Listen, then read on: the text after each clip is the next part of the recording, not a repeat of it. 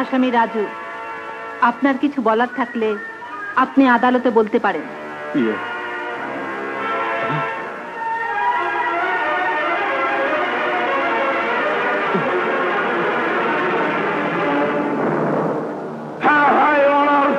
আমি আমার বাবাকে হত্যা করেছি। আমি আমার বাবাকে নিজের হাতে হত্যা করেছি। আমি নিজের হাতে আমার বাবাকে হত্যা করেছি। আমি হত্যা করেছি। আসামির স্বীকারোক্তি এবং সাক্ষী প্রমাণ সাপেক্ষে বাংলাদেশ দণ্ডবিধির 302 ধারা মোতাবেক আসামি রাজুকে অত্র আদালত 14 বছর সশ্রম কারাদণ্ডে দণ্ডিত করছে। আমার রাজু নির্দোষ। ও আপনাকে খুন করেনি। আমার রাজু কোনো অন্যায় করেনি, বিশ্বাস করুন।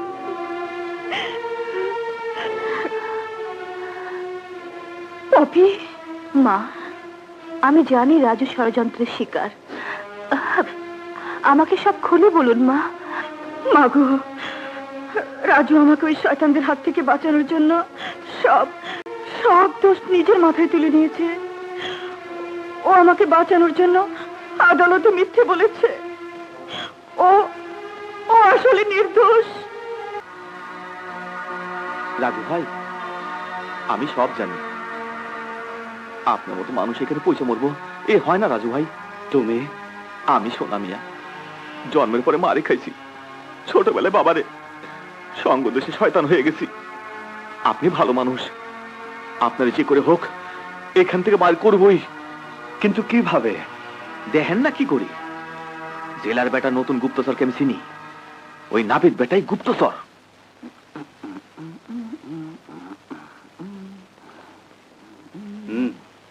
সুরং খুঁড়া পালাবার ব্যবস্থা হইতাছে। কোথায়? 4 নম্বর খাতার কোনায়। এইবার আমরা পালামু।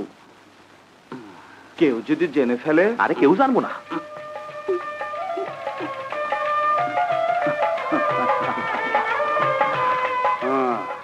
বলো।